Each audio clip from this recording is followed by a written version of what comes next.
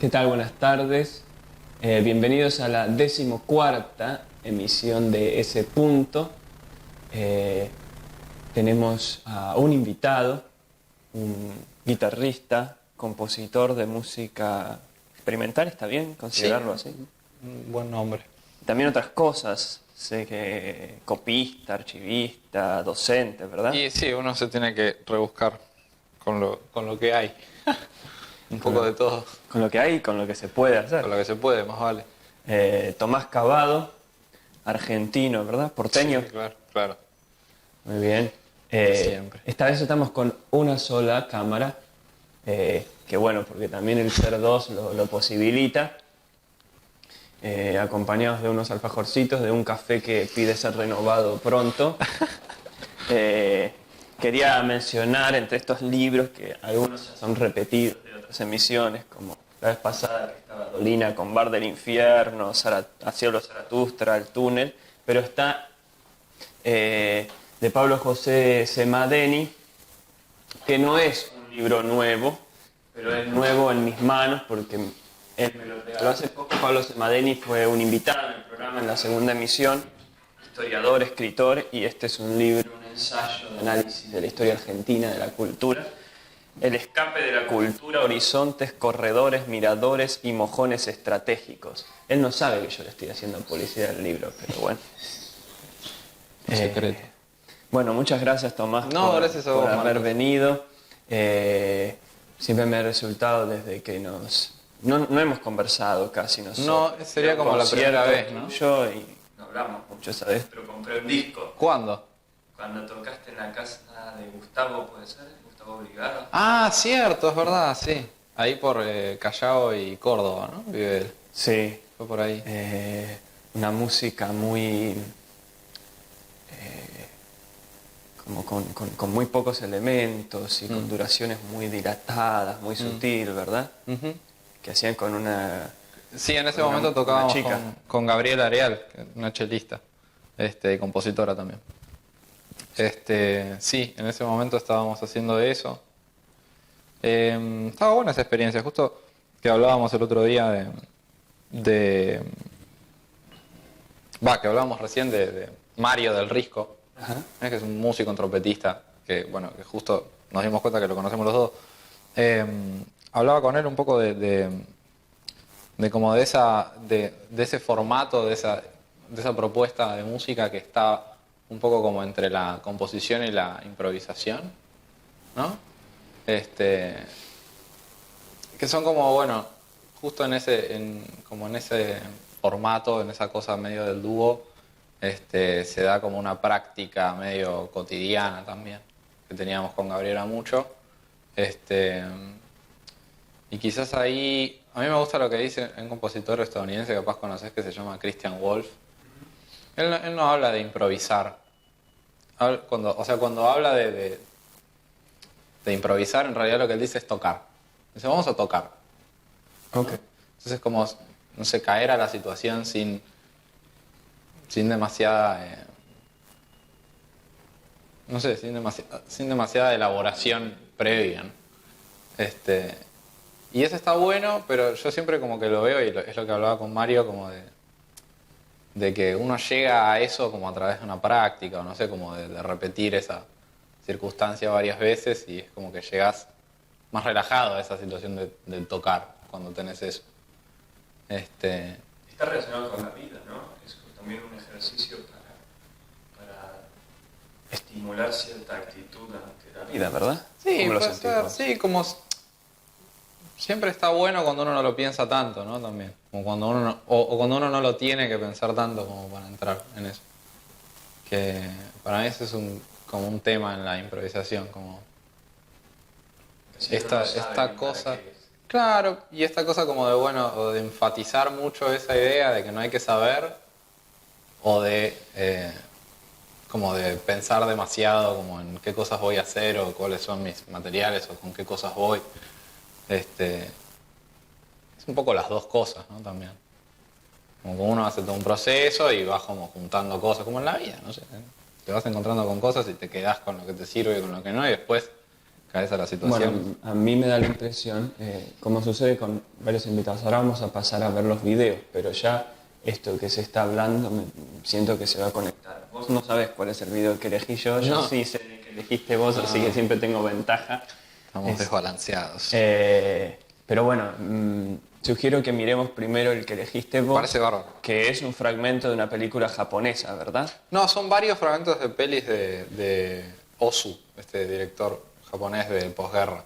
No armado por él, es algo que armó otra persona. Es algo que armó otra persona, sí, exactamente. Podemos verlo, sí. ¿Algún otro comentario que quieras hacer? No, veámoslo. Vamos entonces Es lindo. con el video.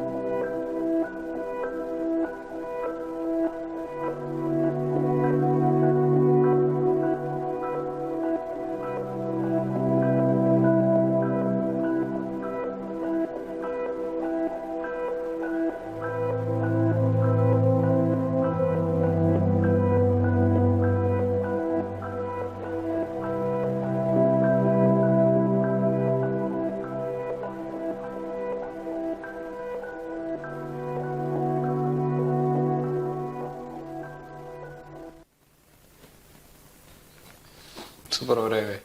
Súper breve. Sinceramente yo creía que esto era parte de la película. Pero No, luego, no, las pelis de Ozu tienen otro ritmo, ¿no? Como son mucho más lentas. más lentas, sí. Sí, sí, sí. No, los encontré hace, no sé, un año esos videos. Es como una especie no sé, de canal de Vimeo que hacen como especies de estudios o de análisis audiovisuales, pero siempre muy lindos, ¿no? Sobre películas o autores, o sea, directores.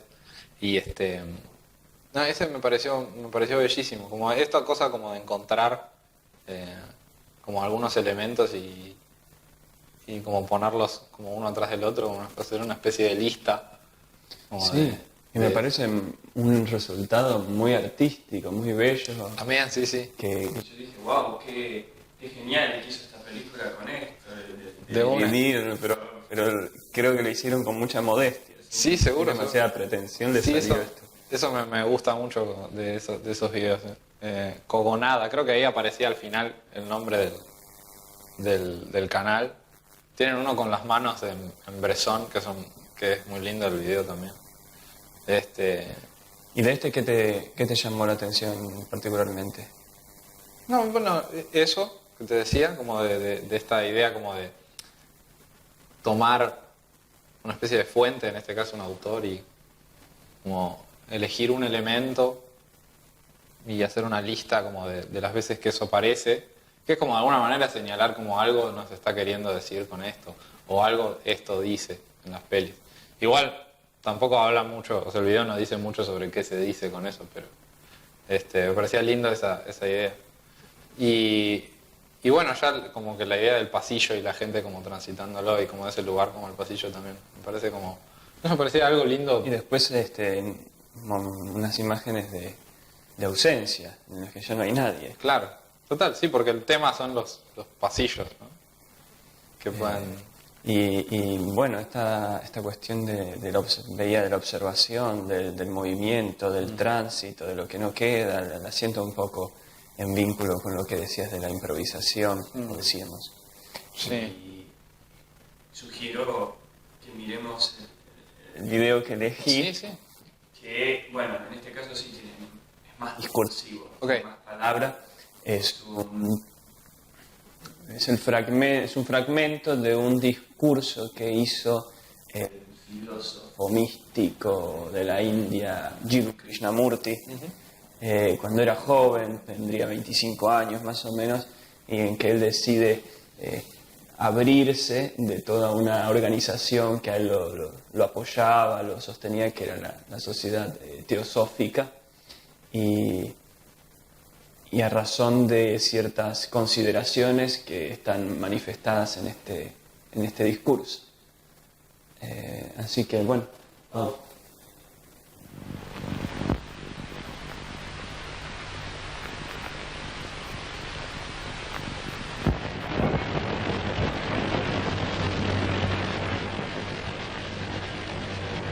I maintain that truth is a pathless land and cannot be approached by any path whatsoever, by any religion, by any sect. Truth being limitless, unconditioned, unapproachable by any path whatsoever, cannot be organized, nor should any organization be formed to lead or coerce people along any particular path. First, understanding that, then you will see how impossible it is to organize a belief being purely an individual matter. You cannot, and therefore must not organize it. If you do, it becomes crystallized, dead. It becomes a creed, a sect, a religion to be imposed on others. That is what everyone throughout the world is attempting to do. Truth is narrowed down and made a plaything for those who are weak, for those who are only momentarily discontented. Truth cannot be brought down. Rather, the individual must make the effort to ascend to it. You cannot bring the mountain top to the valley. If you would attain to the mountain top, you must pass through the valley, climb the steeps, unafraid of the dangerous precipices. Organizations cannot make you free or develop the inner man. No man from outside can make you free. Nor can organized worship, nor the immolation of yourself for a cause make you free. Therefore I am not concerning myself with the founding of religions or new sects or the establishment of new theories or new philosophies. I am concerning myself with the only one essential thing, the true freedom of man. I would help him to break away from all limitations, to free himself from all fears, from the fear of religion, from the fear of salvation, from the fear of spirituality, from the fear of love, from the fear of death, from the fear of life itself. My desire is that men should be unconditionally free, for I maintain that the only true spirituality is the incorruptibility of the self which is eternal. It is the harmony between reason and love. That is the highest reality. That is life itself. True perfection, the harmony of the self, has no law. This must not be translated as to mean chaos. It is above all law and above all chaos, because it is the seed of everything, that from which all transformation arises and on which all things depend. If you desire the harmony of the self, in which is truth, and that poise of the self in which is true creation, you must care for that self which abides in each, and be concerned only with that self.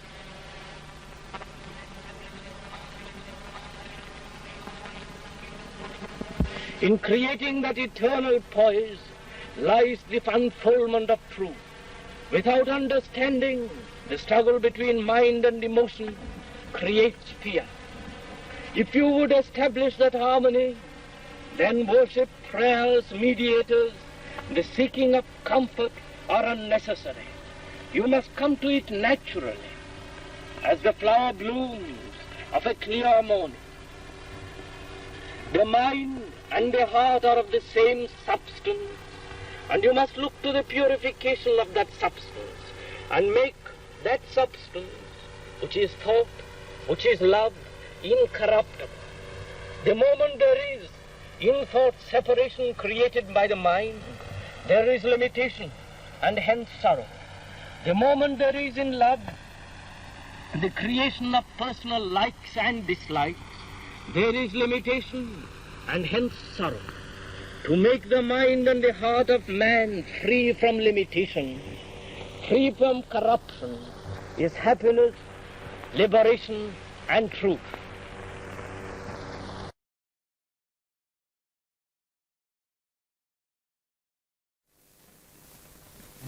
Bueno, Hermoso. Muy lindo. ese era entonces el discurso de Krishnamurti, el joven Jiddu Krishnamurti. Una reflexión sobre la verdad, sobre la libertad. Sí, sí, son palabras grandes, ¿no? Me gustó lo que dijo al principio de como una cosa, como que la verdad no hay senderos, como, ¿no? Como si no hubiera esta idea como de no es que uno agarra viaje por un camino y así llega. Como si no se pudiese uno confiar a un mero programa, ¿no? Total, sí. Pero entonces como que es tremendo cuando uno de repente va, no sé, tengo esta idea de repente, como que cuando uno se siente como más perdido es quizás cuando termina de entender eso, ¿no? Cuando estás perdido quizás estás entendiendo algo sobre lo que es. Como tras ciertas frustraciones o ciertas decepciones. Sí, o mismo hastío o como una sensación de tal vez, ¿cómo se llama? Sí, cuando uno siente como que no, como que capaz la vida no tiene sabor, ¿no? Como estas cosas, quizás no necesariamente doloroso, pero como una idea como de no se sabe para dónde es. Quizás ahí uno está descubriendo, cuando uno menos piensa que está descubriendo algo sobre lo que es la vida, no sé, me imagino. Me pegó mucho eso que dijo al principio, o me hizo como, me identifiqué con esa idea, como de que a la verdad, digamos, la verdad no sé qué será, pero como que no hay, sobre todo la idea de que no hay caminos, digamos, como no hay bien, mal, en definitiva. Puede haber bueno, malo, mejor, peor, pero bien, mal es más difícil, ¿no?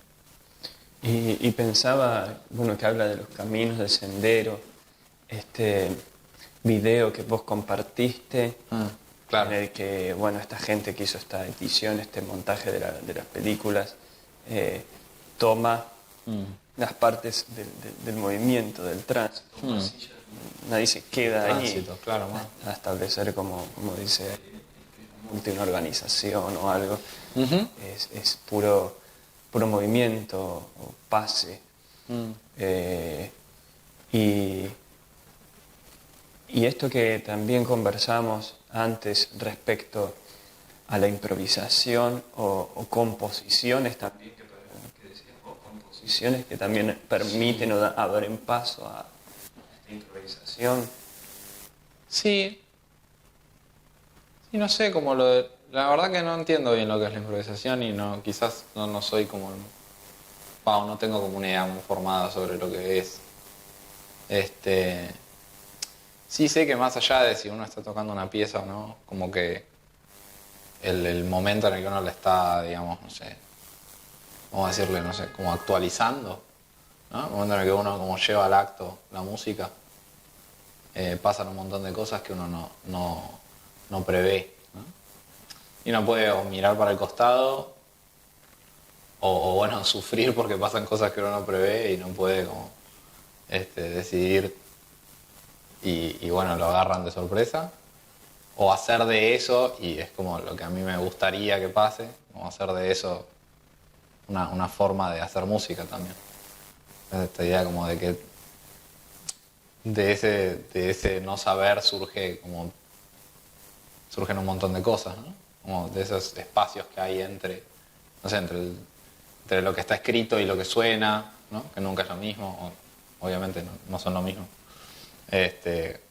O entre uno tocando y el otro. Pero veo ahí también, al menos desde el lado del compositor, Sí. Cuando hay un compositor, ¿no? En Sí. casos en la música más bien experimental, en donde hay alguien que escribe una partitura y arma como el dispositivo para que en ciertos aspectos se pueda improvisar. hay también algo, me parece, ¿no? De esta voluntad de no fijar o de señalar aquello que no puede ser fijado.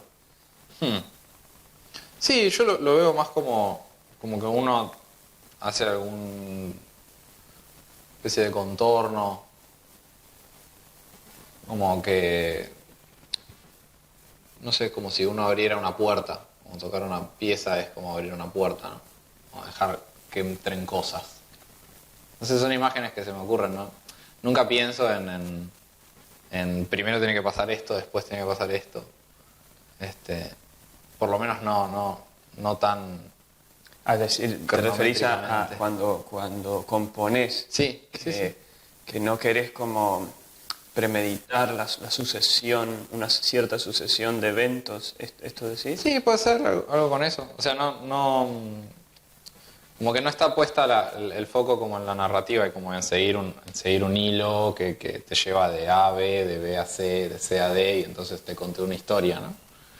Como que hay algo, y justo hablábamos de Cage antes, como de cómo como del mundo mismo brotan eventos todo el tiempo, ¿no? Y en el sonido eso es tremendo también, ¿no? Como que uno si se queda callado escucha un montón de cosas. La anécdota esta de la cámara anecoica, la cámara de silencio total en la que se mete Cage, esperando escuchar lo que es el silencio de verdad y empieza a escuchar ruidos que los hace su cuerpo. ¿No? Bueno, es algo de también lo que a mí me inspiró lo que decías antes, que como que es también este tipo de obras o de experiencias artísticas tienen ahí como implícitos o en su... Hay como una suerte de filosofía, si se quiere, o de visión que te dispara hacia la vida, hacia una manera de encarar la vida, los acontecimientos. Me llamaba la atención esto que dijiste, de una especie de desencanto que uno experimenta con el mundo, Sí. la vida, con las acciones, con los proyectos y demás. Quizás como que hay una instancia en la que uno está muy a full, muy encendido y muy ambicioso. Es el típico joven ambicioso y que levanta la cabeza y el mundo le sonríe, parece como que se come la vida De una, sí. y de pronto, no sé, pasan ciertas cosas afuera y adentro que hacen que todo se Claro. revele distinto, ¿no? Sí, por eso, si eso es el foco, ¿no? Como el entusiasmo y las ganas y el empuje, está buenísimo, digamos. Pero siempre me genera sospechas como que eso sea la razón para hacer cosas, digamos. Como el hecho de que, bueno, hago esto, entonces después pasa lo otro, y después lo otro, ¿no? Ojo, a mí me pasa también, cuando empiezan a pasar cosas uno se entusiasma y tiene ganas de que pasen más. Ajá. Pero hay que ver cómo, no sé, dónde deposita uno eso. Si es como en el ambiente y en cómo te ven, no sé, los colegas y eso, o en la amistad y en la gente que uno quiere y lo hace para compartirlo con esa gente. Y bueno, esa gente también puede estar puede ser mucha o puede estar como dispersa por el mundo en distintos lugares, ¿no?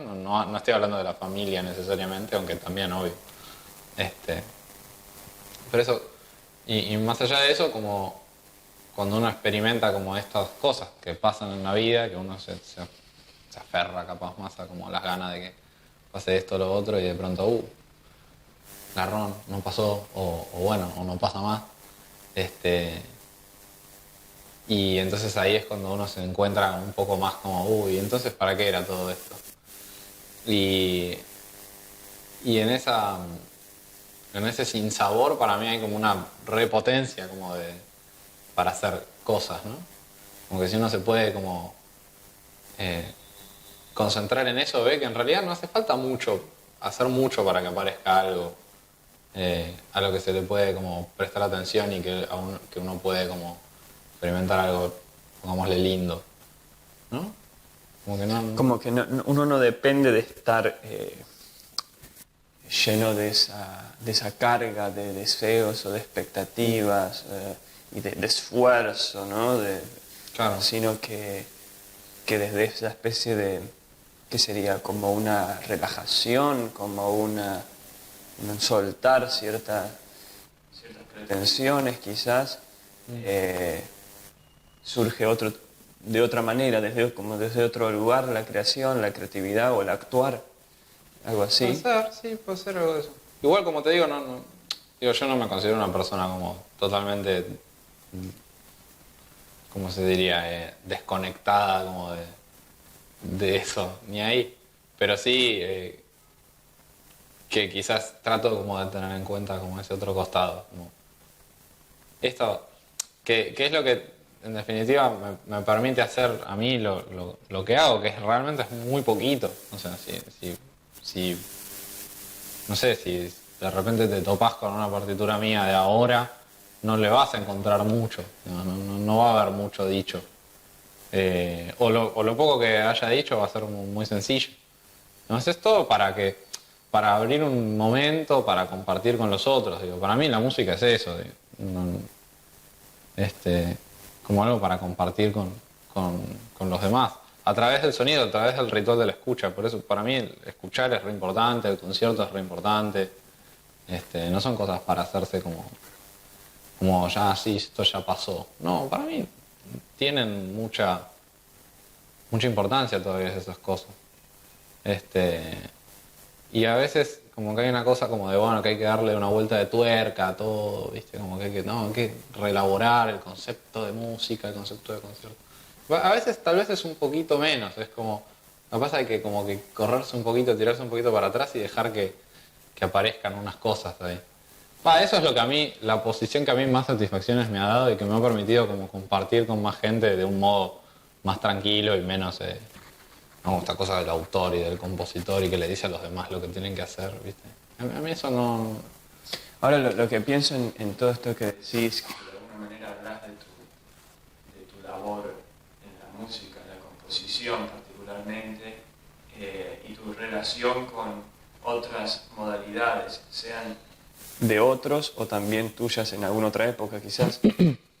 Y pensaba respecto a estos dos videos, el de los pasillos y el de Krishnamurti, que en ambos hay una relación con una estructura precedente. En el caso de los pasillos, con las películas de Ozu. Sí. Y este otro individuo anónimo, ¿no? En principio, que agarró todo eso y compuso algo donde extrajo el movimiento, los pasillos, y se quedó con eso, y que no tiene la estética de Ozu, digamos, ¿no? Esta división en dos de la pantalla, este movimiento, como vos me dijiste, las películas de Ozu son mucho más lentas. Y luego Krishnamurti, como decía antes de pasar el video, él está renunciando, rompiendo su vínculo, su filiación con la sociedad teosófica, que era una gran estructura de enseñanza mística, esotérica, y que tenía muchos adeptos y que había propulsado la carrera de Krishnamurti con toda la expectativa de que sería una especie de mesías, de gran maestro del mundo, como lo llamaban. Y él, evidentemente, llegó a tal consideración sobre las cosas que sintió que todo eso era falso, era un peso sobre él y sobre la gente que no iba a ayudar a nada, y decide descubrir otra manera de hacer las cosas, y habla de la libertad. Y pensaba detenerme en esto, pero vamos a, si te parece, a dejarlo en suspenso. Bueno. Un lado porque vamos a hacer una tanda ahora de unos 8 minutos y medio, y por otro porque nos surge llenar estas tacitas de café, así que en un rato regresamos con Tomás y la reflexión. Acá estamos nuevamente, han pasado ya los minutos de la tanda, no se ha ido Tomás Cavado, sigue con nosotros, eso es bueno. También tenemos más café, así que no nos vamos a dormir por lo pronto. Está bien. Y estábamos teniendo durante la tanda una conversación muy interesante que creo que merece ser compartida, ¿verdad? Hay que ver cómo retomarla, ¿no? Porque dijimos un montón de cosas en re poco tiempo también. Pero habíamos quedado en algo, ¿te acordás? Sí, como que pareciera ser un juicio tal vez apresurado, pienso estas palabras de Krishnamurti sobre esta crítica hacia la verdad que de alguna manera te presenta en paquete una institución, una religión, como si te quisieran privar de la experiencia de descubrimiento y de libertad. Pero uno dice, bueno, entonces no hay que abrirse a ningún maestro, a ninguna institución, a ninguna persona, porque todos son todos vienen como a querer esclavizarme o manipularme o a privarme de la libertad. Y uno también se cuestiona, ¿cómo yo puedo dar algo a otros? ¿Puedo hacer un programa como este? Y como le decía él, uno medio dirige la conversación, o supuestamente estar, no sé, enseñándoles a los que miran el programa, ¿no? ¿Cuál es el punto en esto? Claro, claro. No, bueno, digo, cada uno también como que sabe cuál es o va aprendiendo o va descubriendo como cuál es su lugar en este sentido de dar a los otros. Sí, esto que hablábamos como de que, bueno, la crítica radical a la institución o cualquier cosa que venga de afuera y que no sea puro descubrimiento de uno, también es un poco rara, ¿no? Porque, digamos, esto que te decía antes, como de, bueno, entonces uno para qué necesitaría a los otros en general, digo, si uno puede descubrir todo por sí mismo, ¿no? Sería raro. Y para mí, no sé, habiendo conocido un par de gente, como, pongámosle, sabia, como que la clave está como en el afecto, ¿no? Como que cuando es gente que simplemente te da cosas, no hablo como de algo perfecto y beato, como de dar algo como pulcro y siempre limpio. No, hasta cuando esa gente se enoja te das cuenta que es desde ese lugar, como que ese es su dominio, ¿no? Como enseñar de repente puede ser, o componer o tocar, ¿no? Como que, Porque también hay una... Creo yo que inspira y es positivo descubrir en el otro autenticidad consigo mismo. Sí. Autenticidad, incluso como decía uno de los invitados de unos programas que coincidió con el hecho de ser mi padre, que decía digamos, de reconocer que cobrar dinero por algo, Sí. por la actividad, no es un pecado contra el amor, un pecado contra el servicio, contra la pureza con la que uno pueda estar brindándose a los otros. Primero por una aparente necesidad que uno tiene en la vida, en la sociedad De comer. de conseguir dinero, de contar con cierto dinero, y está entre salir a robar o algo, bueno, o cobrar por dar una clase de guitarra o de Claro. lo que fuese. Pero a veces salir a robar es más riesgoso, más difícil, Y sí, sí. te requiere por ahí hasta más arte. Y que le hagas, sí, bueno, hacerle daño a alguien tal vez en algún momento. En fin, yo creo que es honestidad con uno mismo de que el otro sepa que uno no está desinteresado del dinero tampoco, no está desinteresado de la ganancia económica. Puede ser, sí. Sí, para mí también cuando, digo, como verle la falla o la vulnerabilidad al otro ya es un montón, ¿viste? Como que si el otro te muestra, no sé, que algo que no sabe o algo de lo que duda, pero no como que lo oculta, ¿no? Sino como que, bueno, realmente yo sobre esto no tengo mucho que decir. Eso a mí me parece maravilloso, como porque si no es rarísimo, ¿no? Como esta cosa como del maestro o de la figura así como del tipo que está iluminado, del sabio. Y siempre es un poco polémica, ¿no? No me acuerdo dónde leí, como que uno no puede ser sabio y estar enamorado a la vez. De Bob Dylan. De Bob Dylan. ¿no? Como, no sé, está buenísimo.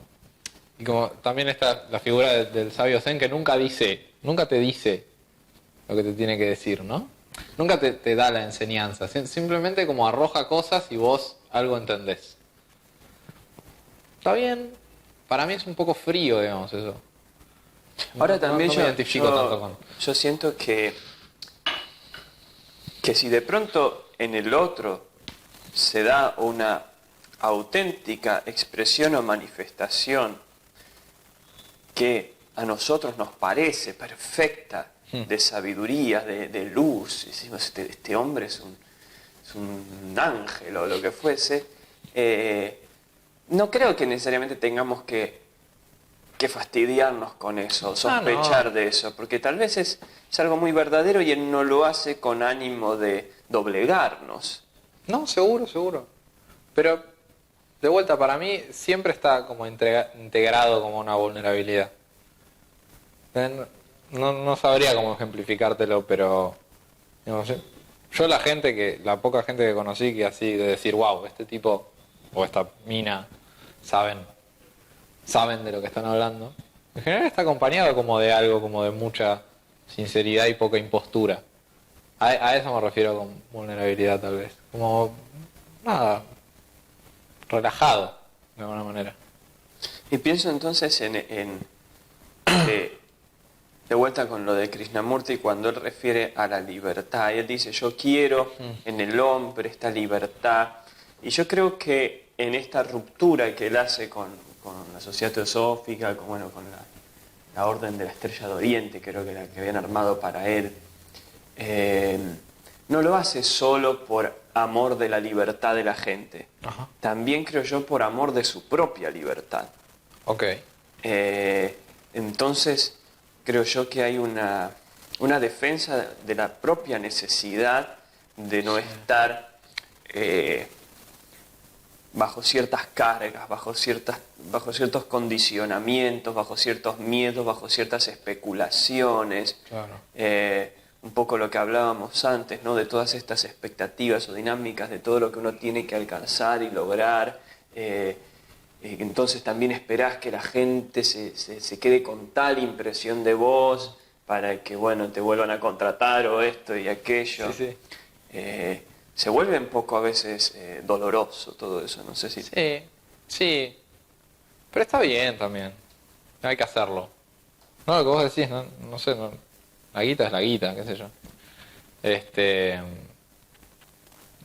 Uno, supongo, en el proceso se va dando cuenta de cuál es el límite entre lo que uno hace y lo que uno vende. Y, ¿no? Como cuando uno divide, como eso, vendo esto, le muestro esto a los demás para que me lo compren, ¿no?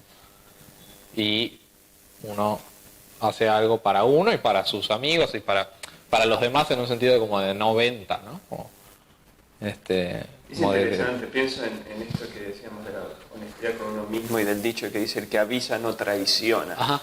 Y que es a veces un problema que se da con la cuestión del dinero o con la de, ¿cuál podría ser? Del deseo sexual también, como que está, pero se intenta ocultar, se intenta mostrar que no está. Entonces por ahí uno que quiere ahora como acá hablar de cosas filosóficas o tratar de dar una impresión de algo sofisticado o evolucionado o elevado, como hacer que no hay interés por tener 1.000 pesos más a fin de mes o 10.000 o por tener una chica o lo que fuese. Entonces yo creo que si eso se expresa, digamos, de manera normal, no tampoco hacer una cosa histriónica o exagerada, o personaje, es como que abre otro campo, me da la impresión a mí, no sé qué sentirás vos. Sí, para mí, no sé, si uno lo tiene claro, aparece solo. Esto, ¿no? O sea, si uno está relajado, ¿qué tiene que andar aclarando? No sé, a mí me gustaría que para mí sea así. Como no sé, pero bueno, de vuelta, uno perfecto no es, entonces. Pero está bien, está bueno lo que decís, sí, me parece bien.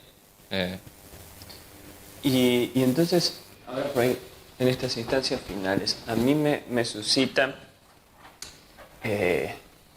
ya que hablábamos de la figura del compositor como alguien casi cercano al docente, se me ocurre, en que así como el docente dispone una clase, tiene el programa, o ahora mi caso como conductor del programa, que uno de alguna manera crea el dispositivo y moviliza ciertas cuestiones dentro aún de la improvisación o de la espontaneidad. El compositor también genera cosas y piensa, imagino como es tu caso, cómo es el vínculo con esos otros, los intérpretes, el público, y también con uno mismo, con las necesidades, los deseos, las crisis de uno. Yo, sí, perdón, sí, te puedo contestar ahora. Sí. Yo no estoy muy de acuerdo con la idea de que el compositor sea como un docente. Para mí no es raro. No como el docente, como esta cosa pedagógica o hasta didáctica de que la pieza se tiene que entender y que la tienen que entender todos. Siempre eso reside como en algo más raro o turbio o más grande, ¿no? O sea, que no, que la partitura, por poner un ejemplo de compositores occidentales en general, que la partitura se tiene que entender acá, en Japón, en Estados Unidos. Yo para eso no sé, ¿por qué? Como que uno escribe con la voluntad de ser entendido, pero también sabiendo eso, como que uno ofrece cosas y no todo el mundo me va a entender, o no todo el mundo va a entender algo de esto quizás, ¿no? Qué sé yo no escribo una pieza para que a todo el mundo le interese, para que todo el mundo quiera tocarlo. Escribo una pieza porque sé que hay gente que se siente identificada con esas cosas. Esa gente podrían ser mis amigos eventualmente. Quiero para esa gente, que no necesariamente estoy pensando en tal amigo mío que le voy a escribir esta pieza, a veces sí, otras veces no. Escribir una pieza hasta para gente que no sé, que sé que está ahí, a la que le va a llegar una obra, pero que no me conoce y que yo no conozco personalmente.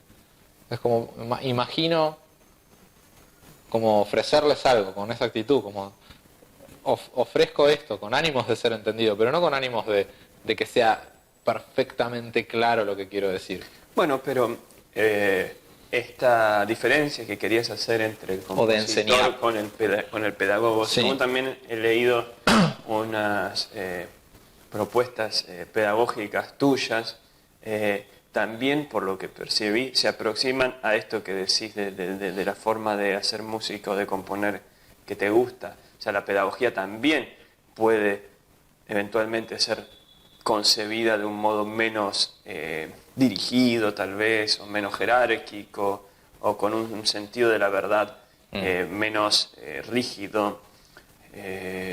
Sí, si es una experiencia que se comparte, me parece que es completamente válido. Se llame al otro alumno o al otro profesor o maestro o lo que sea. Yo no me considero como maestro de otros para nada. Imagino que estarás hablando de una propuesta como de una práctica en conjunto de música experimental, que en ese caso yo lo que propongo es que si alguien tiene algo que le inquieta al respecto del sonido o de la música en general, yo ofrezco como lo que a mí me parece que es la música experimental y lo que sería como una ética de la música experimental, contra lo que dialogar, digamos, y quizás poner como en contraste y ver qué onda. Pero en ese proceso me ha pasado de gente que ha venido imaginándose cosas y se encuentra con otras, y yo no voy a tratar como de convencerlo de que tengo algo que enseñarle a esa persona, ¿no? O no quiero como decir, no, porque yo tengo algo que enseñar. No, de última tengo algo que compartir, y si nos identificamos... que Es interesante eso, porque también lo pensaba, que ¿qué pasa cuando, por ejemplo, uno es profesor en un colegio, especialmente en un colegio, en una universidad donde en la mayoría de los casos el estudiante no te eligió a vos, claro, particularmente como docente, le tocó tenerte a vos. Entonces, de pronto puede decir y cuestionar tu autoridad, cuestionar el que tenga que hacerte caso, el que tenga que aceptar la respuesta que vos le das, Claro. el que tenga que aceptarte como alguien que sabe más sobre el tema. De hecho, a mí me resulta interesante una anécdota de Dalí cuando era joven y que cuando dio el examen final de la Escuela de Bellas Artes, lo cuenta en una entrevista, que por bolilla, algo medio por azar, elegían el artista sobre el cual tenía que exponer. Entonces le toca a Rafael y tenía todos los profesores jurados ahí y él dice, no, yo no puedo dar este examen. Entonces él dice, pero ¿cómo que no puede dar este examen? No, porque yo sé sobre Rafael mucho más que todos estos profesores juntos. Dice que lo expulsaron, no pudo recibirse Claro. en Bellas Artes y siempre queda como, oh, qué soberbia que tenía Dalí, pero de alguna forma puede darse. ¿Por qué está en obligación de reconocer ese alumno que vos sos digno de ser su maestro, su profesor? Distinto el caso cuando él fue a buscarte. Sí, claro. Sí, también yo me pregunto quién va a querer hablar conmigo de algo. No, porque yo tendría que... Pero bueno, por lo que otros me dicen, como que capaz está bueno, entonces lo ofrezco, más guiándome por ese feedback. Pero sí es loco eso. No, como... Bueno, uno va juntando experiencia, supongo que es en lo que estamos, digamos. Juntando experiencia y en algún momento algo decanta y alguien viene y dice, esto puede estar bien. Por ahora yo soy más de la idea como de compartir algo y ver qué tenemos para aprender el uno del otro, ¿no? Como esto también. Y esto a mí también, justo ayer lo hablaba con alguien, por lo de Ginóbili. Una cuestión, viste que Ginóbili se retiró del básquet. Mira. Entonces, No sabía. él siempre le dicen qué humilde que es Ginóbili, porque Claro. lo eligieron dentro del equipo de las estrellas de la NBA y él decía, yo por mi manera de ser y de pensarlo en mi vida, me siento extraño en todo esto, siento como que no pertenezco a este mundo, entonces qué humilde. Y yo me quedé pensando, ¿qué es ser humilde? ¿Acaso ser humilde es tener una opinión de uno mismo como de más pequeño o menos digno de ciertas cosas que los demás? Decir, Es una buena tales o pregunta. cuales son grandes músicos, yo soy un músico modesto, ellos son músicos. Entonces, eso es la humildad, el decir, yo no tengo conocimientos o saberes como los que tiene tal otro. ¿Viene una comparación con los otros la humildad? Me preguntaba eso. Es una buena pregunta. No, yo no sé. La verdad no sé si tiene algo que ver con compararse. No tengo idea. Sí, saber que siempre hay más gente, digamos, que sabe más. Me gustaba mucho poner ahí un artista que a mí me encanta, argentino, que se llama Jorge Macchi. Un artista visual, pero que trabaja mucho con el sonido como concepto, o la música como concepto. Bueno, y hace poco leí una entrevista de él y él decía, le habían hecho una pregunta como, ¿qué son una obra que a vos te marque, digamos, que como que a vos te influencie? Y él hablaba de un montón de piezas que a él lo que le generaban era envidia, como ganas de haberlo hecho él, ¿no? Y él, ante eso, evidentemente no es una persona que se paralice, digamos, porque tiene un montón de producción y es maravillosa y es muy reconocido por la gente. Pero aún en ese lugar el tipo hablaba de cosas que le generaban a él como, qué ganas de haber hecho esto, qué bueno que está, ¿no? Eso capaz es humildad también, como poder no enfrascarse como en uno, digamos, como reconocer en los otros las cosas maravillosas que los otros tienen por ofrecer, y a veces sentir como, me hubiera gustado como hacerlo yo, que se me ocurra a mí, no sé, como tratar como de integrarse con eso. Y pienso también, se me venía la cuestión del enamoramiento. Por ejemplo, y ahora bueno, ya es de la conclusión del programa. La dejaste. Pero está la chica ahí en la fiesta, pongamos, y yo digo, ¿me acerco o no me acerco? Y veo que está ahí Pedrito, que es más fornido, el otro que tiene más plata, el otro que parece que tiene 2 títulos universitarios, parece más cool. Entonces digo, ¿qué tengo yo que pueda hacer que esta chica quiera salir conmigo y no con alguno de estos 3 sinvergüenzas que están acá? Que lo decida ella, no sé. Y uno no sabe realmente. Como decía Dolina, que lo mencionábamos, dice que el enamoramiento sucede porque sí, dice. Claro. No hay razón, no valen los esfuerzos, dice. Entonces bueno. quizás también con el vínculo del artista con el que lo sigue o del profesor con el alumno, hay algo de ese enamoramiento, de esa química misteriosa, porque sí. Claro. Pero en la que uno lo profundo sabe que algo en su interior necesita del vínculo con ese otro. Sí. Buenísimo. Genial. Me parece bárbaro lo que decís. No tengo nada que agregar. Y eso bueno, pues ya son las 4, así que muchísimas gracias, No, maestro gracias a vos. Acabado. Muchas gracias. Y nos despedimos hasta la próxima emisión de Ese Punto.